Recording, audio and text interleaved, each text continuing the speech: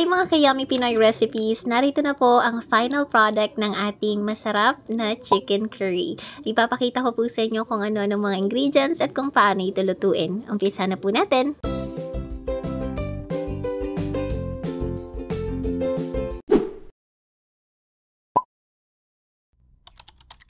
Para sa recipe na to, gagamit po tayo ng isang buong chicken. Tapos, syempre, hindi mawawala ang ating kakanggata. 2 pirasong nyog po yan.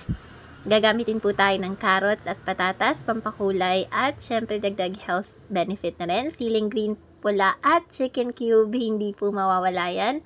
At syempre, maglalagay din po tayo ng red and green bell pepper. Tapos, maglalagay din po tayo ng liquid seasoning, pampalasa, at patis, another pampalasa po. Luya, pampatanggal ng langsa ng chicken, tsaka syempre gagamit tayo ng bawang, tapos spring onion, pang top natin later, at ang ating white na sibuyas. Gagamitin po tayo ng calamansi. Bukod dyan, gagamitin po tayo ng curry powder. Bukod sa curry powder, maglalagay din tayo ng ginger powder na optional lang po. Maglalagay din tayo ng garlic powder na optional lang din, at black pepper.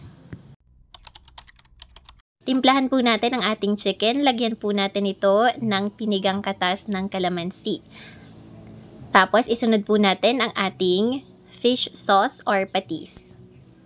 Pagkatapos, lagyan po natin ito ng durog na black pepper.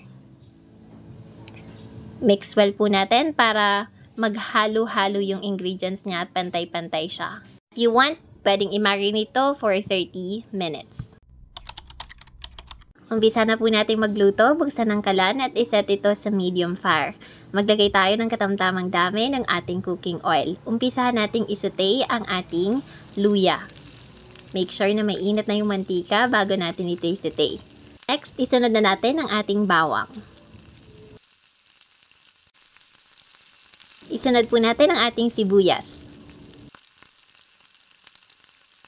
Ngayon, pwede na po nating ilagay ang ating isang buong chicken.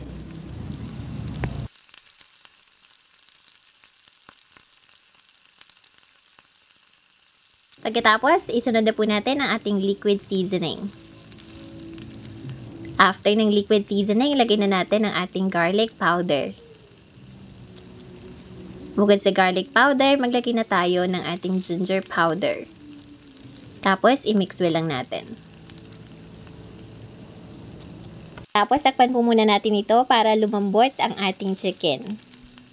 Ayan, pagkatapos maglagay na po tayo ng ating ginger powder at ng ating curry powder.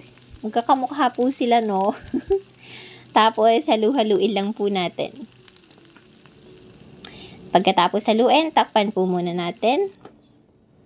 Ngayon, maglagay po tayo ng kakaunting tubig. 1 tasa ng tubig lamang po iyan.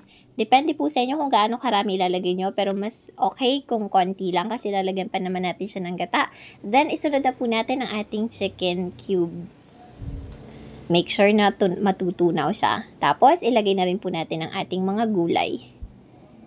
Takpan po muna natin saglit para lumambot ang gulay at hintayin kumulo. So, since kulo na po siya, pwede na nating ilagay ang ating kakanggata.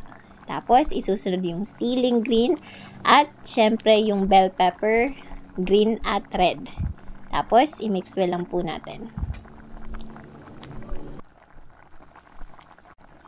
Takpan po muna natin saglit para maluto lahat ng mga ingredients natin, lalo na yung chicken. Ayan, kung napapansin nyo po, kulong-kulong-kulo na rin po yung ating sabaw. Pwede na po natin itong tikman at this point. Tingnan natin kung matigas pa yung manok o kung luto na. Kung luto na, good to go na po ito. So, yun. Ito na po ang ating final product. Ganun lang po kasimple ang recipe na to. Basta kompletos ricados, masarap yan. Happy eating! Bye!